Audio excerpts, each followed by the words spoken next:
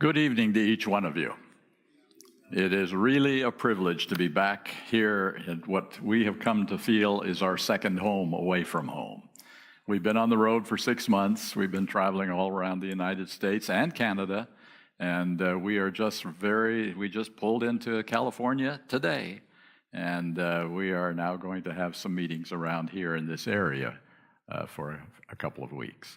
So we are delighted to be here. We are just I'm very happy that we can spend this part of our itinerary back in Mentone. It's been many, many years since we've had the opportunity to be here, and we really appreciate you folks and this church. Now, I have some unfortunate news to share with you. I've been doing this for 33 years now, and there's always been a fair amount of disagreement and uncertainty about various things, and some people like what I have to say, and some people don't like what I have to say. You know how that is. But last year, I have never seen an assault made upon present truth, at least the present truth that I know about, and that others have been sharing over the years as well, not just me. I've never seen an assault on present truth like last year. 4 books came out all at one time. That wasn't an accident, certainly wasn't an accident. All with one objective: to destroy any idea of a last generation who will vindicate God's name by overcoming sin. That was the objective of these books. I'll be sharing more specifically about that tomorrow afternoon. So this year, I decided that my presentations at this church, because you folks know me, you folks know that I am not one who opposes the church. I love the church. The church has made me everything that I am, and I appreciate that very much. But there are some things of concern that need to be addressed. And so this year, I'm going to address those concerns. When those 4 books came out, the 3 pastors of the Sacramento Central Church, you've probably watched some of their presentations on archive or live stream. The 3 pastors decided something had to be done. And so they organized a seminar in which several individuals were asked to make presentations at this seminar. One was Dr. Domstedt, who is a retired professor from Andrews University at the seminary. Another was Larry Kirkpatrick, the pastor of this church for a number of years. Another was Dr. Norman McNulty. Some of you may know that he was one of the ones who founded and established Advent Hope over at Loma Linda. And Audioverse. If you've had a chance to listen to Audioverse, he was one of the ones who began that as well. So we were fortunate that he, who is now a doctor over in Tennessee, was willing to come over and be part of this seminar at Sacramento Central. That was the spring of this year in which this happened. And so what I'm going to do this weekend here with you is to share the presentations I made at that time. Some of you have heard them and seen them, but some of you haven't. And even if you have, a second time around is not so bad. I've always found that you get more the second time than the first time of hearing a new message. And so I'm going to be presenting what I presented there, as well as some other material which is on the same line, dealing with these assaults that are being made right now. I would suggest to you, my friends, that Satan knows that his time is short, and he's going to do everything he can to persuade us that we're on the wrong track, that we have misunderstood everything, that we need to get with it and get more balanced and more middle of the road and get things just, like everybody would be happy with. I'm convinced that right now, the assaults mean that we're very close to the second coming of Christ, or he wouldn't be this involved in attacking the foundation pillars, as I see it, of the Seventh-day Adventist Church. So that's what we're going to be doing this weekend. This weekend is rather intense, and it's going to be something that we're really going to, I will do my very best to make it clear as to what is happening and why it's important. All right, with that introduction, and we've had our prayer, we are ready to begin. You see the title of this evening's presentation, The Trojan Horse. The basic story is very familiar. The Greeks were determined that they were going to conquer the independent city of Troy, but they were having a lot of difficulty. They laid siege to the city, and for 10 years, they couldn't breach the walls of the city. So they came up with a very unusual strategy. They constructed a huge wooden horse. They hid a select force of men inside that horse. They rolled it up near the walls of the city, and then they disappeared. They got onto their boats and sailed off as if they had lost the battle. 10 years was too much, and they were giving up. They were gone. Well, the Trojans had a little more curiosity than caution, and they pulled that horse into their city as a symbol of their triumph over the hated enemy outside the city. And you know the story. That night, the Greek soldiers crept out of the horse, opened the gates of the city for the Greek army, which had sailed back under cover of darkness. The city of Troy was taken, and the war was over. A 10-year war was over. The strength of Troy's defenses were breached by deception and curiosity. And you know, we may be prepared for a direct attack, but totally unprepared for an unexpected diversion, which we weren't looking for. There's another story that comes from World War II. The French had faced invasion from Germany in World War I, and they were determined that was not going to happen again. So they built a line of concrete fortifications and obstacles and weapons in the 1930s on the borders with Italy and Switzerland and Germany and Luxembourg. The Germans would never invade France again. They were certain of that. So what did the Germans do? They ignored that Maginot Line completely, and they invaded France from the north through the Low Countries and the Ardennes Forest, where the French thought the rough terrain would never be a place for an invasion to take place. Just couldn't happen.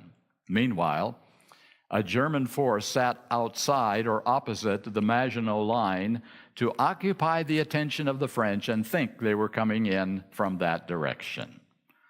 The major problem with the Maginot Line was the false sense of security that it gave the French. Have we had Trojan horses and Maginot Lines in the recent history of Adventism? I submit that we have had exactly the same problem of curiosity and a false sense of security. We've got everything covered. We've been successfully invaded while our guard was down. Adventist truths for a long time have been under assault from the beginnings of the church, and we prepared our defenses very carefully to meet the objections to our doctrines and our beliefs and our system of understanding. We had well-defined responses to Catholicism, for instance, and to liberal Protestantism. So the master strategist, Satan, devised a Trojan horse to attract our curiosity and lower our sense of danger. You see, we're not the only church to believe in the absolute authority of the Bible and the soon coming of Jesus Christ.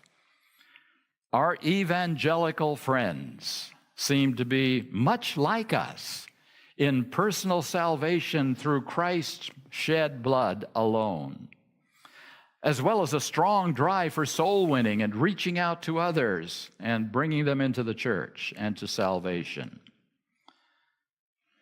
We feel that we can learn a lot from them in terms of growth of churches, in terms of attractive worship methods, and especially the retention of our youth. We have fought the enemy of worldly standards and the lack of faith in liberalism for many years, but we have been blind to the equally dangerous enemy of conservative evangelicalism. So our curiosity and our sense of doctrinal security allowed us to bring the Trojan horse of evangelicalism right into the heart of Adventist beliefs. And the danger for us is the same as for the people of Troy, the complete destruction of this movement and this message. And just by the way, some of you remember a person named Desmond Ford. He was not a liberal. He was a conservative, evangelical Adventist. So we're talking about that phase of understanding our message. So let's take a close look at this wooden Trojan horse that is currently sapping the life out of Adventism. What is the heart of this well-defined set of beliefs about salvation? We're going to take a quick look. There are 5 major issues at the root of this gospel. Number 1, involuntary sin. That's the belief that every one of us becomes sinners simply by being born. Number 2, the unfallen nature of Christ. That's the belief that the humanity that Christ took upon himself was the sinless nature of Adam before the fall, or that he had a hybrid nature, partly fallen and partly unfallen.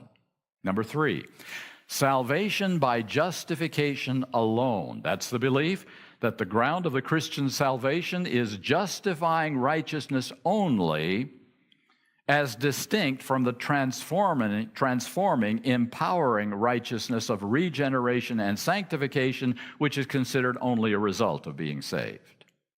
Number 4, justification is exclusively declarative, not transformative. This is the belief that justifying righteousness only declares a person righteous, as distinct from actually making him righteous. And number 5, the imperfectibility of Christian character. This is the belief that even through the imparted righteousness of Christ and divine strength, perfect obedience to the law of God remains impossible as long as we live on this earth. Those are the 5 major points of evangelical theology of salvation. In light of the beliefs of this evangelical gospel, it's very imperative that we understand the true gospel. Now, I've covered that in previous years here. I'm not going to go through all of the details that I've done here in years past. This is a very, very brief summary of my responses to these 5 points. And here we go. 1 John chapter 3, verse 4. Whosoever committeth sin transgresseth also the law, for sin is the transgression of the law. You know what? Ellen White calls this the clear definition of sin, the true definition of sin, and 8 times the only definition of sin. In commenting on this verse, she says it means to willfully transgress the law of God in thought or word or action. James chapter 4, verse 17. Therefore to him that knoweth to do good, and doeth it not, to him it is sin, to the one who knows what is right and wrong. John 9:41. Jesus said unto them, these are the Pharisees, if ye were blind, ye should have no sin. Blind means ignorance here. But now ye say, we see, we understand, we're intelligent, therefore your sin remaineth. So the sin for which we are accounted guilty and condemned and lost is never involuntary or a state of birth. It is always a decision that we make. All right, number 2. Just this one paragraph from Desire of Ages, page 49. It would have been an almost infinite humiliation for the Son of God to take man's nature even when Adam stood in his innocence in Eden. But Jesus accepted humanity when the race had been weakened by 4,000 years of sin. And here's the key phrase, like every child of Adam, that's you and me. He accepted the results of the working of the great law of heredity. What these results were is shown in the history of his earthly ancestors. He came with such a heredity to share our sorrows and temptations and to give us the example of a sinless life. Just that paragraph says that Christ did not exempt himself from our nature so that he could be tempted in the same way that we are, both from outside and from within his own nature. And most of our powerful temptations come from within our own nature. Numbers 3 and 4, Selected Messages, Volume 1, page 394. Having made us righteous through the imputed righteousness of Christ, God pronounces us just and treats us as just, therefore being justified by faith. My friends, justification can never be limited to declaration alone. It is always a transforming process. It makes us right before God declares us right, or else God would be telling an untruth. And then number 5, 2 Corinthians chapter 10, verse 5, casting down imaginations and every high thing that exalted itself against the knowledge of God, and bringing into captivity every thought to the obedience of Christ. Do you think every thought of Christ was in captivity to his Father? And look at the results in his life. Why shouldn't it be the same with us? In Heavenly Places, 146, and notice how it starts. Everyone, that's every one of us, everyone who by faith obeys God's commandments will, not may, not must, not should, will reach the condition of sinlessness in which Adam lived before his transgression. One of Satan's most accepted lies throughout the Christian world and even in Adventism is that perfect obedience to God is impossible as long as we have fallen natures. It just can't happen. Now, one thing here. It's very important to remember that this kind of character maturity that these statements are talking about, this is not a requirement for salvation, as demonstrated by the thief on the cross. Remember that story? He certainly was not spiritually mature. If he would have come down from the cross, he would have had some growing to do, just like all of us. But he surrendered his life in faith to God, willing to do and be whatever God asked him to be. And that's what God asks of us if we want to have a saving relationship with him. Total surrender of our lives to him. Mature character perfection is for a completely different purpose, and we're going to look at that right here for a moment. Desire of Ages, 671. The honor of God, the honor of Christ is involved in the perfection of the character of his people. See, it's not our honor here, or even our salvation, but it's God's name and his character. He has promised that he will perfect his people, and the question is, can he do it? Has he gone one step too far? Will his promise be kept? Christ's Object Lessons, 148. The honor of his throne is staked for the fulfillment of his word unto us. Whenever God promises something, he puts his name behind that promise. His name, his authority. His throne was at stake, wasn't it, when Christ came down to this earth? His throne was at stake. And it is going to be at stake in what he will do through the final generation once again. His name. Now, we must remember Satan's challenge against God and his law. Signs of the Times, January 16, 1896. Satan declared that it was impossible for the sons and daughters of Adam, that's you and me, to keep the law of God, and thus charged upon God a lack of wisdom and love. If they, that's you and me, could not keep the law, then there was fault with the lawgiver. So Satan's charge was clearly leveled against fallen man's ability to keep God's law. So God has devised a response to Satan's charge, which will be so clear that not one question will be left in the minds of anyone in God's universe as to whether God can keep his promises. Revelation 7, 1-3 tells us that the winds of destruction are being held right now until God's people are sealed in their foreheads. So what is this seal? Faith I Live By, 287. It is a settling into the truth, both intellectually and spiritually, so they cannot be moved. It's more than just keeping the Sabbath. It's a settling into God's truth. So we cannot be moved, but it's more than intellectual.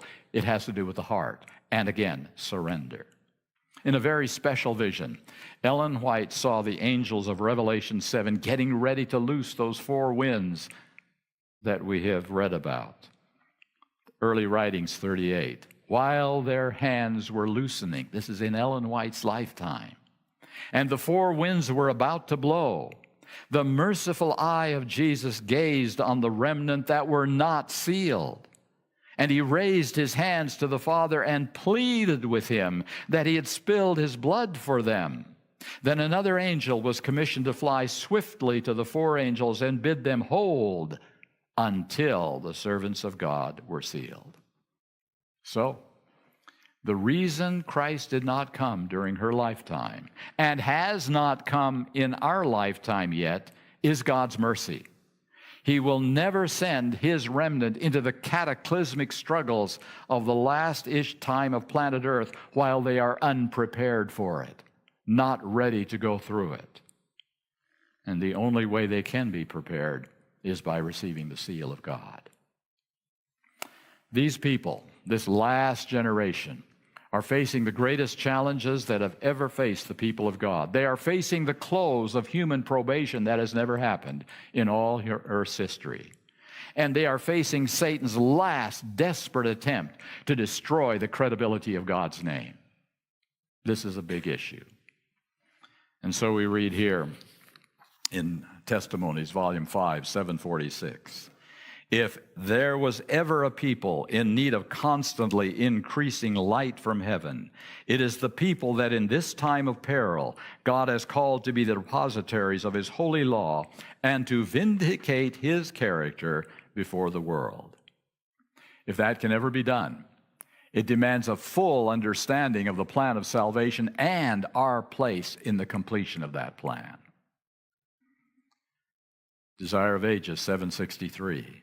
Every character will be fully developed, and all will show whether they have chosen the side of loyalty or that of rebellion. Then the end will come. God will vindicate his law and deliver his people. Please note, God does the vindicating of his own law and his own name, but he will do it in the characters of those who have chosen to surrender to him.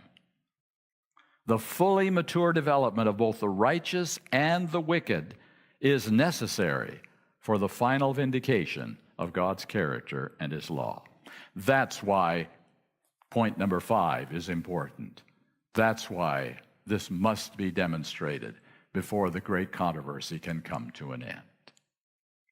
All right, now, a little more about this Trojan horse that has insinuated itself into the heart of Adventism. A little history. We can trace its beginnings in the United States to a new to Protestant interpretation of prophecy called futurism. This method was actually begun by Catholic scholars to deflect the Protestants' identification of the Catholic Church as Babylon and the Pope as Antichrist. So all the prophecies of Daniel and Revelation were placed in the future with a yet unknown individual as the Antichrist. Don't know who he will be. In the Protestant version, the 70th week of Daniel 9 was placed in the future. The Old Testament prophecies of the restoration of the Jewish nation would be completely, literally fulfilled. The temple would be rebuilt. The Battle of Armageddon would be the final battle between the Jews and the heathen nations. Also included is a secret rapture of the faithful, so they will not have to go through the horrors of Armageddon. These beliefs are shared by a number of conservative Protestant churches who believe in the absolute authority of Scripture and the soon coming of Jesus Christ, and who emphasize evangelistic fervor and church growth, all of which are shared by Adventism. You can see why there could be a link there. There are a few other evangelical teachings here that come to mind. There is the teaching that, as I said, the secret rapture will take people to heaven before Jesus comes. There's the teaching of the immortal soul in which people will go to heaven or hell right after death. There is the teaching of an eternally burning hell fire. These are all common beliefs of this evangelical system. And of course, the Sabbath can't be that important. That's a Jewish custom. We don't consider that important anymore. Just a few things that are in addition to those 5 major points. Now, the interesting thing about the evangelical movement in the United States in the last 40 years is that it has moved into the political arena. During the early 1800s, there were several political parties who eventually settled into 2 parties, the Whigs and the Democrats. But soon the Whig Party disintegrated, and it was replaced by the Republican Party. These are our parties today. But friends, the positions of these parties have changed completely in time, so that our parties, as we know them today, are not even close to what they were 50 or 100 years ago. Today, these parties have become so polarized, and demonization has become the norm, that labeling is the only issue. If you don't agree with my party, you're the enemy. That's where we are today. The evangelical movement has immersed itself in modern power politics. In the 1950s, religion and politics began to form an alliance. Billy Graham and other evangelicals began to promote anti-communism. One nation under God became a catchphrase during that period of time. Religious leaders began to promote free enterprise and big business. They talked about the United States as a Christian nation, and there was even a proposed constitutional amendment about protecting school prayers in public schools. You're familiar with all of that. As evangelical theology has become increasingly linked with politics, an interesting thing has taken place. Since evangelicals were primarily conservative, believing in the authority of the Bible, their political leanings became exclusively conservative, and evangelical theology began to take second place to evangelical politics, conservative politics. Evangelicals saw conservative politics as their only way to effect moral change in America, to save America. Modern society, as you well know, has been damaged by godlessness and lawlessness, with the absolute truth being replaced with, well, whatever works for me, that's okay. The boundaries of sexuality are being hopelessly blurred, as you all know right now.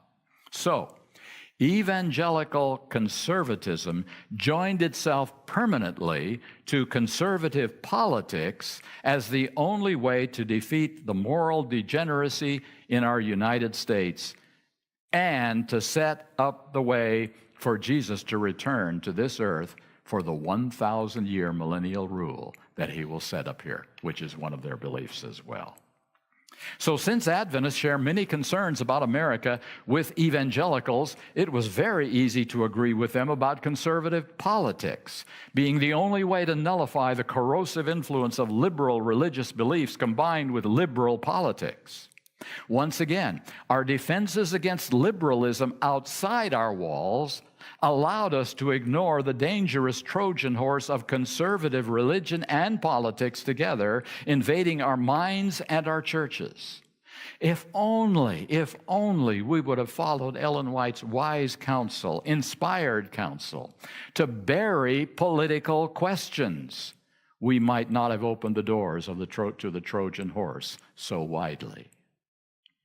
Suddenly, a new issue took center stage in the religious evangelical alliance with politics. It was called abortion. Now, right here, I want to make it very clear that Adventism is opposed to abortion on demand as a method of birth control. We are totally opposed to that. I'm talking here about how abortion has become a political issue. Back in 1968, even Christianity Today, which is an evangelical magazine, refused to call abortion sinful. That's 1968. In 1971, delegates to the Southern Baptist Convention allowed abortion under certain defined circumstances, which they reaffirmed again in 1974 and 1976. But in 1979, opposition to abortion became a rallying cry for evangelicals due to the influence of a Catholic activist who coined the term moral majority And he saw the effectiveness of the abortion issue in defeating some very prominent liberal politicians in 1978. This resulted in the modern religious right as we know it today, and the Evangelical Catholic Alliance, which believes that morality can and should be a matter for political legislation. Get the right people elected, they'll get the job done. In 1984, a New York governor said, "Are we asking government to make criminal what we believe to be sinful because we ourselves can't stop committing the sin?" The failure here is not Caesar's. The failure is our failure, the failure of the entire people of God. Now, make no mistake, the use of civil power by apostate Christianity is making coercion a substitute for conversion and will lead directly to the formation of the image to the beast. It is very significant, I think, that in August 2018, just a year ago, a state-like dinner was held at the White House for 100 evangelical leaders to celebrate evangelical leadership, especially in politics. It would be well for us to remind ourselves that religious liberty means two different things for Adventists and for evangelicals. Adventists want to allow freedom of conscience for all, especially minority religious beliefs. We advocate freedom for Catholics, for Protestants, for Buddhists, for Muslims, even atheists. But evangelicals and conservative Catholics advocate liberty for their version of Christianity, since they believe that's the only way of salvation, while other beliefs are heathen and do not merit special protection. The disturbing reality is that the same people who stand the strongest against abortion and who stand for moral values are the same people who want to unite with conservative Catholics to restore a Christian dominionism, that's the term, Christian dominionism, that will trample on freedom of religion for minorities. Evangelical theology has been hidden inside evangelical politics and is the greatest danger our church has faced from outside Adventism. And I say how tragic it is that evangelical theology has penetrated so deeply into Adventist theology that we are actually promoting it at the highest scholarly levels, and we are marginalizing the beliefs of those who believe in genuine Adventism. We're calling them fanatics and fringe groups. Well, this is the Trojan horse that is fascinating Adventism right now. And we allow it in our midst at the peril of our reason for existence. We have formed our Maginot Line against attacks by the enemy, and Satan has bypassed those carefully formed defenses by appearing to be our friend and our ally, since we are also opposed to things like abortion and homosexuality. We are being dragged into the muck of political involvement, and we don't seem to realize that the evangelical message and evangelical politics are broken cisterns. They are the false prophet of Revelation, Babylon, with their hands stretching across the gulf to form the image to the beast. And I ask, can we really trust and ally with a movement because it supports a few strands of truth? The army outside the walls is hiding inside the horse while we sleep on. And so, with this very brief presentation that I wanted to make tonight about this extremely dangerous thing that is happening in Adventism, we desperately need to return to our Adventist pioneers who refused to get involved in party politics. They stood, yes, they stood for moral issues like temperance and religious liberty.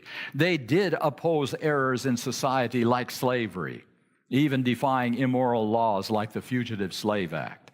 But they never supported the political parties of their day, and they refused to get involved in the dirt of power politics, as we have seen it in recent years.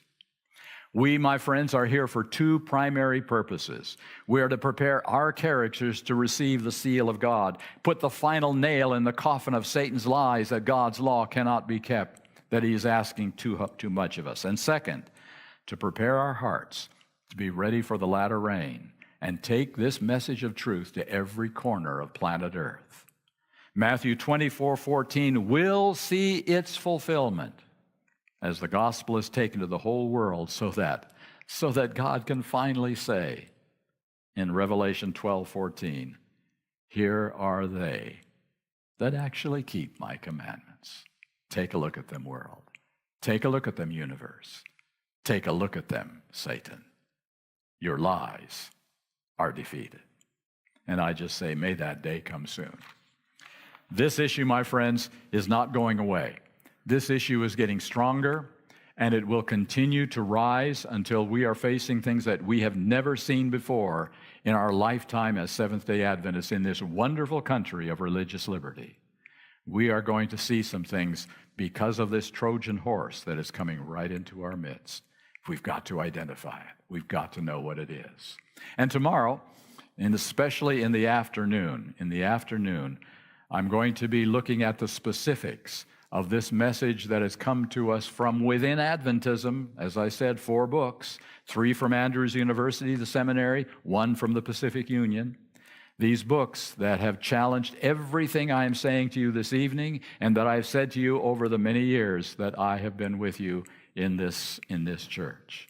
This is a really, really crucial weekend, as I see it, for us to understand and be ready for Satan's deceptions. Would you pray with me? Father in heaven, I pray that as Satan is devising his last attempt to destroy this message and this movement, I pray that every one of your remnant people here upon earth may be preparing without any delay to receive the seal of God by heart surrender, by yielding everything that we understand and know to be truth before it's too late. I pray that we will be able to see and resist the dangerous deceptions that are coming into our midst. And I pray that this will be the time that we will not have to pass it off to another generation, that this will be the time when your work on earth can be finished, your people can be sealed, and Jesus will come. Thank you, Lord. We are trusting in your promises. We believe them, and we will not abandon them. In Jesus' name, amen.